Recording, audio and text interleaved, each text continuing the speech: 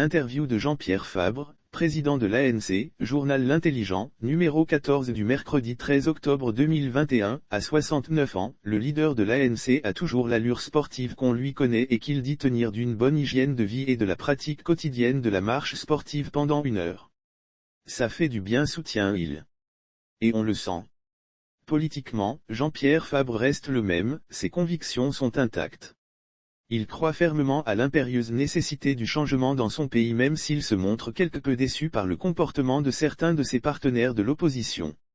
Et surtout de la fameuse communauté internationale dont la communauté économique des États indépendants de l'Afrique de l'Ouest qui, selon lui, sacrifie en permanence la lutte du peuple togolais sur l'autel de la solidarité entre chefs d'État. Qu'on le veuille ou non, Jean-Pierre Fabre est un animal politique, n'en déplaise à ses détracteurs ou adversaires.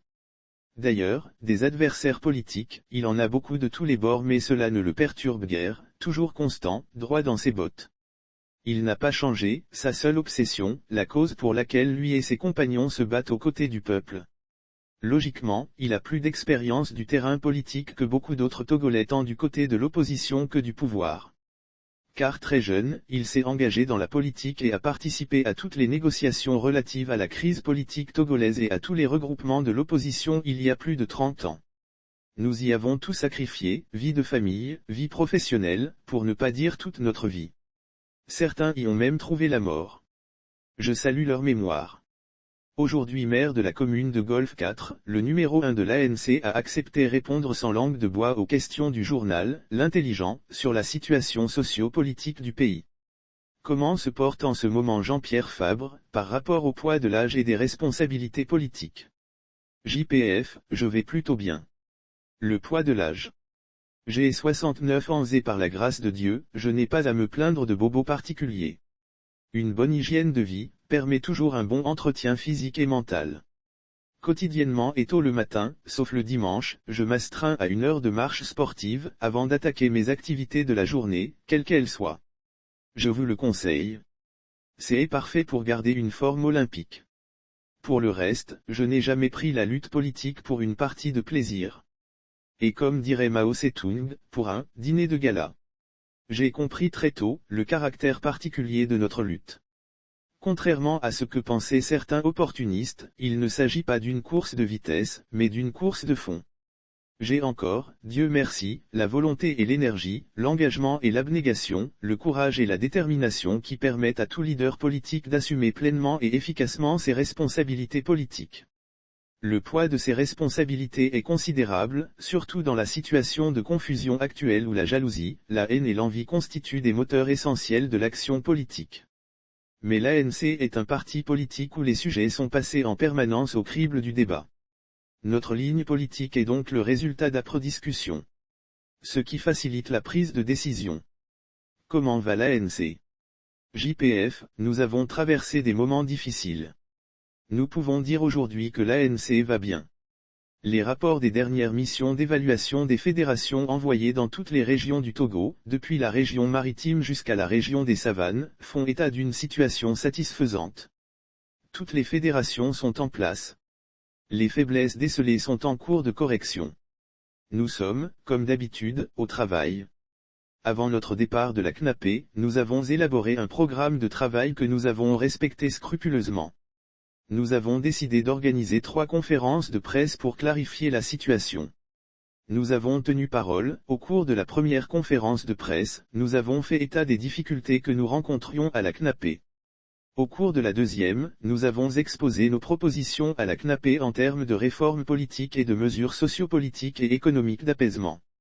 Lors de la troisième, nous avons présenté un tableau comparatif de nos propositions face aux conclusions des travaux de la CNAP. Cela demande un travail rigoureux et méticuleux. Nous nous y sommes attelés. Je vous invite à l'analyser.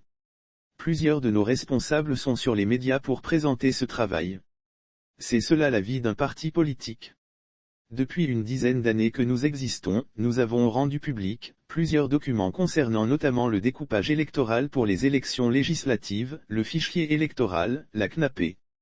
Tous ces documents peuvent être consultés sur notre site internet www.anctogo.com. Nous évitons de commenter les actions de ceux qui, tout en se proclamant de l'opposition, n'ont pour seule préoccupation que de tirer régulièrement, à boulet rouge sur l'ANC, sur la base de mensonges les plus abjects. Nos instances dirigeantes, comités politiques restreints et bureau national se réunissent régulièrement, dans les conditions et selon la fréquence prescrite par les statuts, pour examiner la situation politique. Même en cette période de crise sanitaire, nous nous sommes adaptés. Nous faisons donc de notre mieux, pour ce qui dépend de nous. Contre les stratégies mises en œuvre par des partis, pour nous démolir, nous ne pouvons opposer que le travail et l'explication. Le chantier en cours actuellement et qui mobilise nos énergies, est la mise en conformité des territoires de nos fédérations avec ceux des communes. Cela nous aidera beaucoup en période électorale. L'ANC vient de fêter son 11e anniversaire.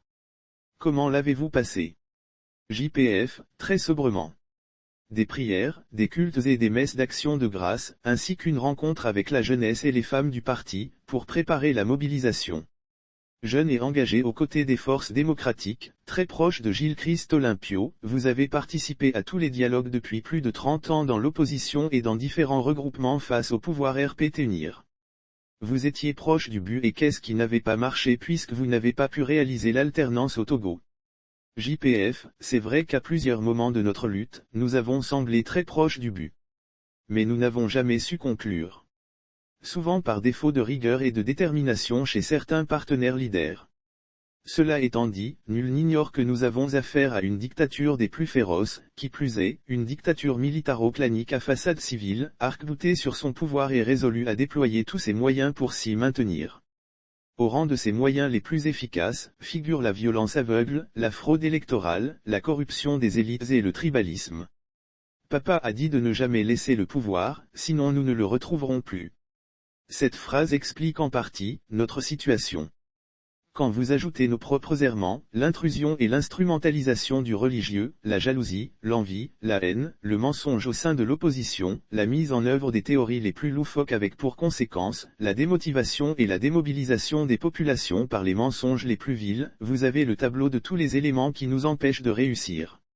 Le rôle néfaste de la communauté internationale ne doit pas être négligé non plus. Au contraire, il est souvent déterminant.